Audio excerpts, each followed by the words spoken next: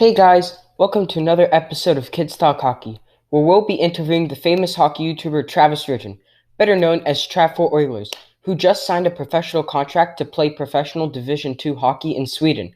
Hope you guys enjoy the interview. Okay, so my first question is, at what age did you want to become a goalie and how did you progress from there? I wanted to become a goalie when I was 10. I saw a poster of Miki Kiprasov one day at a school book fair and kind of had one of those like awe moments and wanted to become a goalie and progressing from there. Everything was kind of learned firsthand. I kind of learned, kind of the way the game works and I guess the competitive structure of the game from there. So I don't know, it's kind of a vague answer, but I guess that kind of answers it. Yeah. Were your parents supportive of you playing goalie, or did they want you to be like a player or play another sport? Oh, they didn't want me to be a goalie. I think they realized right away how expensive it was going to be. In their mind, they're like, "Oh, this kid's just going to cost us a fortune." So I think my dad tried making me a deal. Like, I'll get you a go-kart, or like maybe you can be like a lacrosse goalie. I'll do anything but being a goalie because it's just going to cost you some money. But no, here we are. It wouldn't let him talk me out of it. So, or maybe the other way around. Yeah. My second question is, what is your favorite NHL team and who's your favorite player and why? We're going with the Jets, baby. Love Winnipeg. Proud patriot Winnipeg. Go Jets, go. Favorite player, going to go with Connor Hellebuck, the hometown goaltender. Starting guy, big guy, great style. Stops the puck. Probably going to win the Vezina this year. Yeah, player-wise. Who do I like player-wise?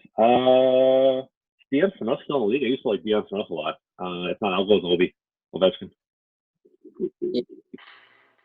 What was the hardest jump for you in your hockey career, like PB to Bantam, midget to juniors? Hardest jump.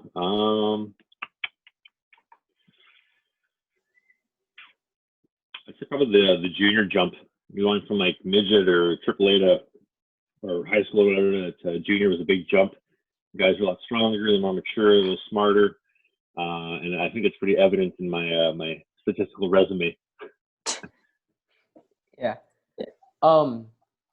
My next question is, how did Flemingsburg IK reach out to you and get you to sign a contract? So I have an agent. He wants to be called an advisor. So my advisor, sorry, there's my reminder to make sure I'm on the podcast with you guys. Sorry. Yeah, so my advisor, Hunter, he kind of did all the work. I met him through a friend of a friend, and he got me set up. And basically, he started making all the phone calls, all the emails, started talking to teams, trying to get offers in the works. We got a bunch lined up offer-wise, both pro, college, whatnot.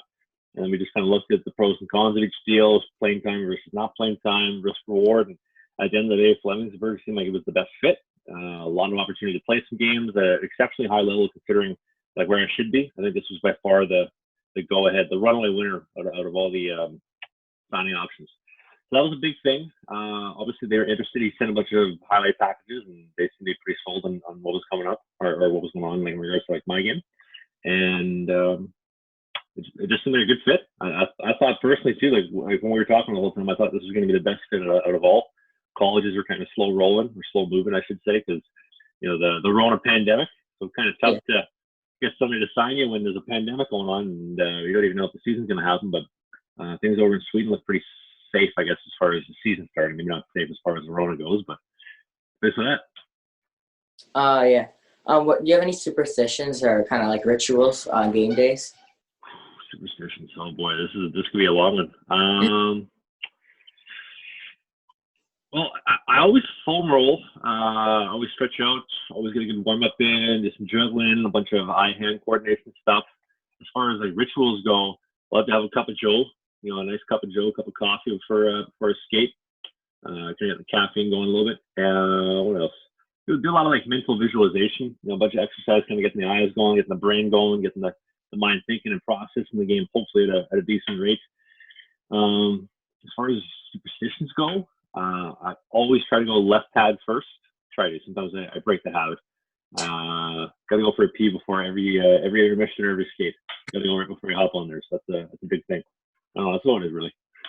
Not an overly superstitious guy. I find like when you start putting superstitions of like you have to do this in a certain way, and when things don't go the way that you want them, now it's like, okay, well, is it the superstition's fault or is it my fault? When in reality, it's my fault. The superstitions really have no outcome on your game. I mean, maybe it makes you feel comfortable, But that's about it. Yeah. Like, how did it feel when you signed that professional contract in Sweden? How did it feel? Honestly, didn't really feel anything. I think the whole time it's just been nose down, head down. Let's work hard in the gym, on the ice, all that kind of stuff. And when the contract got signed, yeah, it validated all the hard work that, hey, like, now this is hopefully going to something, assuming the world doesn't end before then with the whole pandemic. But it didn't really change anything. It was just, let's keep working. Let's get better every single day. Let's get better. I want to be successful. I got a lot of people I want to prove wrong that I can play. And the work doesn't stop.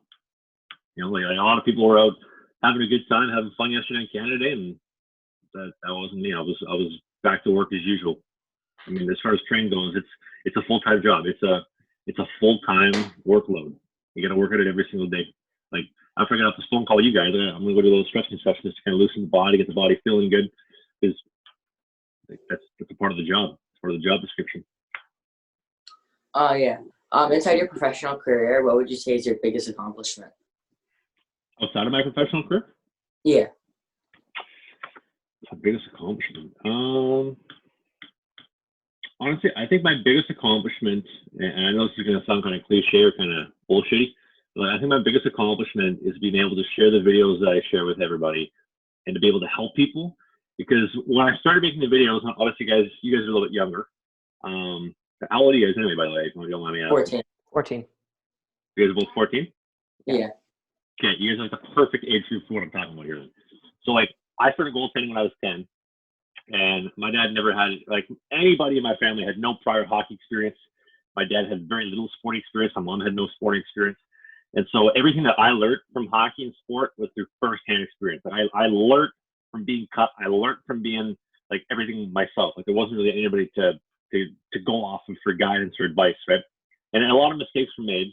And I thought to myself, probably about a year and a half ago, I thought, you know, if I'm going through these trials and these hardships of hockey, I'm getting beat down by the game, I might as well put it on the internet and try to show some people that, you know, maybe need some help. Because I think a lot of people are in the same boat. Like, they don't get the game, they don't understand the game. I remember when I was young, when I was like, you know, 12, 13, 14, 15 years old, like, yeah, you guys, you know, I remember going to junior A practice and being like, those guys are so awesome. Like, look how good that goalie is. Look how good these guys are. These get it. These guys, they play the game. They're sweet. But I never understood what it meant to be at that level, or what it took to be at that pedigree, shall we say. And I was like, well, I have an opportunity here to help some people, to put some information out that I think a lot of people wouldn't have access to otherwise. I don't think anybody has really gone out there to put themselves out there with this kind of information. And if I've been able to help a couple parents, a couple kids kind of understand how to guide themselves around hardships, how to build relationships, how to be successful, and how to build traction on the game, I think that's a success. And I would say that is, to date, the biggest success I've had probably in my life, is to be able to help people through that. Yeah. Yeah. Hopefully help Next, people. Maybe I'm not helping anybody. I don't know. yeah. My next question is, what was it like going to the LA Kings training camp? First off, it was a contest. It wasn't an actual training camp. Because I won the contest. I got picked to go out for the tryout for a day contest. But, you know, everything happened so fast. You know, it went within about a 3-day period. I went from normal day life to flown to LA, down the tryout, heading back home. I wish I could have taken it a little bit more. I was so, like, in awe at the moment of, like, I don't really get what's happening. Why am I in LA? Why am I wasting $800 on a round trip plane ticket just to go skate for one day? I really didn't understand it at the time. Still kind of don't, but it was fun. It was a good case of what's, you know, maybe what potentially being an LA King would feel like, you know, coming into the rink, having the coaching staff around, going for a skate. Obviously, I know it's not serious. It's a beer league skate, to put it nicely, but it was fun, and I would love to go back and relive that moment, or relive that endeavor one more time, just to really take everything in, but can't really do that now. Yeah. So I've seen you use a few different numbers in in the 30s. What is the meaning behind those numbers? And if you had to pick one for next season, what would you pick? Honestly, dude, I get this question all the time, The numbers don't mean shit. I literally, anywhere I've ever played, like seriously, anywhere I've ever played, I've shown up and whatever number was in the stall, whatever locker, whatever number they gave me, I was like, thank you. I'll put the jersey on. In junior B, I got number 1. Did I want number 1? No, but I was happy to wear it. When I got trained, I got 33. I like 33. Was I going to complain? No. When I got to VIU, I got 33. I got bumped to 35. I got bumped to 39. Took whatever they were willing to give me. Just anytime I get a jersey number, I'm not complaining. It's cliche, but I'm not playing for my own individual ego. I'm not playing to be sweet because I got the perfect number. Right? We're here to put up wins as a team. It's cliche, but the goal is to win. It doesn't matter what number I'm wearing on the back. It's the logo on the front is up on the scoreboard. It really, really is. Yeah. And how's it like meeting coaches, staff, and players who like work or coach or play in the NHL?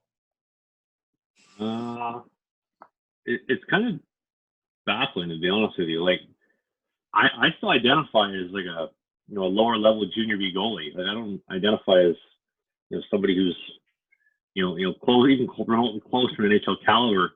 So when you have coaches who have coached in the NHL, guys who have played in the NHL or the East Coast, American, whatever the case is, and these guys give me the time of day, like I'm still dumbfounded that people actually give a shit and they want to take the time to talk and engage and skate or whatever the case would be. It's definitely been cool and it's helped a lot of the knowledge that I picked up, right, from a lot of different coaches, because there's so much information out there. And obviously, I haven't played at these various levels, so to have people who have played at these levels to pass along information, that's been pretty big. And I don't know, it's still cool meeting new coaches and new goalies and new players. So yeah. So where do you see yourself in 5 years, and where do you kind of like want to be playing at? Probably 5 years older, give or take. In that ballpark. Dude, honestly, like, I was talking to my advisor, my agent the other day about this. Like, I'm not even looking like 6 months down the road. All I'm focused on right now is in 2 months from now, I got a training camp. I got a lot of people to prove that I can play the game, and I gotta be ready to go. I gotta I'm gonna put on a show, but I gotta perform. That's the only thing I'm focused on right now. I'm not worried about, obviously we've talked about it, but I'm not worried about what am I gonna do next year? What kind of opportunities can I get next year? Where can I be in 5 years? Like, honestly, I don't give a fuck about any of that. All we focus on right now is putting together a good training camp, proving the coaches I can play, gaining some trust and some reliability out of my teammates, and just going in and building towards a good year. That's the only thing that I'm focused on in the Mariners right now. Yeah. Did you do any drills in that tryout for a day with the LA Kings? And if you did, like, what exactly did you do that was memorable? There weren't really many drills. It was just kind of, go here, go there, and we're just going to shoot the pucks at you and see how things go. The 2-on-0, the 3-on-0 drill was fun. That was interesting. I think I stopped one puck the entire time. Memorable ones. Honestly, I made a pretty nice pot and save on the goalie coach, Jamie Storr. That was kind of nice. I don't know. Honestly, like, the only real thing I remember is being on the plane, questioning myself as what the hell am I doing this, getting down there, having all these media members interviewing me and asking these questions. And I've never had any degree of this media attention before. I was in awe. I'm like, why do these guys care about me? To be honest, to an extent, probably took a lot away from my ability to stop pucks in actual ice time, but it was fun. I don't know, it's just a fun time. It's just a fun tryout. I hate the video. I can't watch the video anymore. I get tired of it, but it was fun to live in that moment. Yeah. Have you ever been in like a primarily backup role in your career so far, and how did you deal with that mentally? Welcome to my entire career. Seriously, that's the definition of my entire career. So when I signed to play at VIU, part of the deal that was promised was there was going to be the ability to take the starting role. There's a very good chance I could take that gig. that's what got me really excited about going there. And I'm not going to point the finger or lay blame. What I will say is that I think I could have been a better player and a better teammate, because when I got demoted to the third string role, I thought I self-destructed a lot in my approach to the game. I don't think I was showing up to the rink with a good attitude. I thought I was being a shit teammate, a shit athlete, probably lacking in the academic department as well. And because I was just pissed off. I was so pissed off that I thought, I fucking deserve some shake. I deserve a little bit of, an opportunity, and I'm not getting anything here. When I didn't get it, it was just more demoralizing every single day. And I think that's a big thing that I talk about a lot, and that I want a lot of young people to take from, is that you have to start from a backup or a third string role. You don't go in day one and become the starter, as much as you and I would love to, and as much as I would love to. It's just not the way it works. You got to build. You got to be a good teammate. A good teammate will get you bumped into the next role. Right? Being a good teammate is why so many guys make it in the National Hockey League for so many years. Just being a great teammate, great guy, great locker room guy, just a great guy to be around. And I wasn't that. And understanding too that you have minimal opportunity, and you're going to need to make the most of it when you get it. So practice time. You treat practices like games. You got to show up ready to go. And when you get that opportunity, you got to be ready to deliver. But fuck me, I wasn't ready. I was not ready to perform in practice. I was not ready to be a good teammate. I sure as hell wasn't ready to perform in games, because you look at my stat line. Like, I got like a freaking 8 goals against, like a 700 save percentage. I couldn't have been any less ready for that. So. Yeah. Yeah. Sorry, I kind of went off there a bit. Yeah. So have you done any training during COVID-19? And if yes, what do you do? Done everything, thrown everything at the wall except for the kitchen sink. My gym closed down because of COVID, so my trainer and I, we took our workouts outdoors, started doing that, started pushing my truck around downtown Winnipeg. Which reminds me, we should probably do that sometime this week. Should be funny. The skates, rinks were closed down, so started skating outdoors on ponds, frozen puddles, anywhere I could find a frozen little bit of ice, just enough to be on to create a crease. I was skating outdoors. And when everything melted at the end of April, which I was shocked how long it stayed cold for, I moved things to synthetic and been back on Realize for about 2-3 weeks now. And honestly, just trying to make the most out of every opportunity, because like again, that's another cliche, but there's such a small opportunity right now. It's such a small time period to get training in. Most guys have April through September to get training in. Now we're going to be July and August. That's it. For a lot of guys, you're going to be starting, I guess maybe on time or whatever you want to call it. But just trying to make the most of every day, because everybody's falling behind. Everybody's been dealt the same hand with everything closed. Who's going to make the most of it? Who's going to take advantage of that, take the bull by the horns and make something happen? I don't think a lot of people are. So I've tried to be as creative as humanly possible and get that done. Yeah. And my last question is, if you could tell like one thing to your younger self, like 5-10 years ago, what would you tell yourself? Drop the self-entitlement. You don't deserve shit. You're not as good as you think you are. Take a good look in the mirror. Look at your game constructively.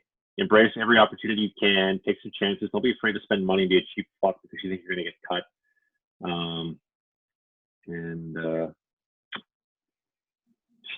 Have some fun. I think the game is too complicated for a lot of people. Just have some fun. Don't overthink it. Yeah. Yeah.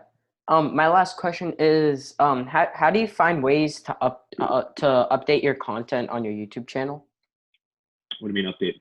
Just like find new topics to cover in your videos. Oh, new topics. I'll be honest. I'm like, my hamster wheel of ideas is always spinning. Like, my brain is always going 24/7, 365 as far as like thinking of ideas. Sometimes it gets tiring because like I can only talk about myself for so long. I get tired of it a lot, to be honest with you. Sometimes you got to brainstorm, bring other people into it, bring new characters, talk about something non-related to me. But I just try to be creative. Think, how can I help somebody? What do people care about? What do people want to hear about? What do they want to see? Can I do something cool? Can I show them something cool? Can I inform people, educate them? Whatever the case may be, just trying to be creative, trying to brainstorm, and trial and error. See what people like. Last couple of videos, people seem to be really liking them. I got a video for next Friday, smashing the ultrasonic stick. I think people will like that one. That's a little creative one. Yeah. Yeah. All right. I mean, that's just about it. Thank you very much for letting us interview. It's been No a problem, guys. blast. Thanks All right. for letting me come on. And by the way, guys, thank you All right.